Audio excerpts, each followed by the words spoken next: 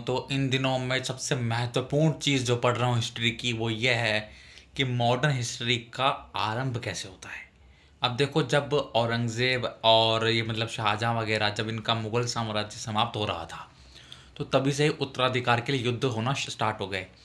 जैसे ही मुग़ल साम्राज्य थोड़ा सा कमज़ोर हुआ, तो बंगाल, अवध और हैदराबाद में जो कह सकते हैं कि हम वज़ीर हो गए, या फिर जो उनके जो मतलब अलग अलग प्रांतों में नियुक्त किए जाते थे अधिकारी, उन्होंने अपने आप को स्वतंत्र घोषित कर दिया और वो अपने इलाकों के स्वतंत्र शासक नियुक्त हो गए। अब यहाँ पर जब अलग अलग शासक नियुक्त हुए, जैसे ही मुगल साम्राज्य टूटा, तो ब्रिटिशों के लिए आसान हो गया इनको कैप्चर करना, इनको आक्रमण करना। तो सबसे पहले बंगाल में हम देखते हैं कि बंगाल के जो नवाब थे, वहाँ पर बंगाल के जो शासक थे, वहाँ पर सबसे पहले ये नीति अपनाई गई। जो सिराजुद्दौला थे, जो मीर जाफ़र थे, मीर कासिम, इन सभी के बीच आपस में फूट की नीति अपनाई गई और इन पर आक्रमण किया गया, ताकि सबसे गहरी जो चोट लगे वो उनकी एकता पर लगे और आपस में इन सबको अलग कर दिया जाए। इस तरीके से ब्रिटिशों ने अपना स्टार्ट किया।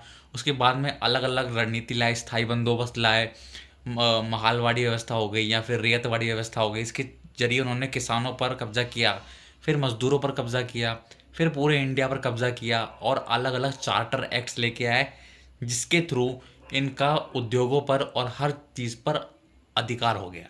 तो इस तरीके से हिस्ट्री के अंदर हम पढ़ते हैं कि किस तरीके से ईस्ट इंडिया कंपनी ने भारत पर अपना अधिकार जताया।